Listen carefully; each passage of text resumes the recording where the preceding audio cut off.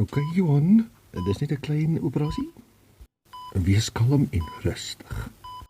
Glo alles sal goed afloop. Maar my naam is Tenis, dokter. Nee, ek weet. En my naam is Johan.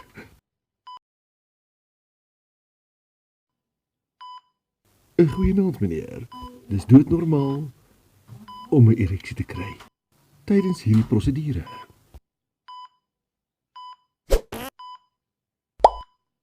Maar ek het nie 'n ereksie nie.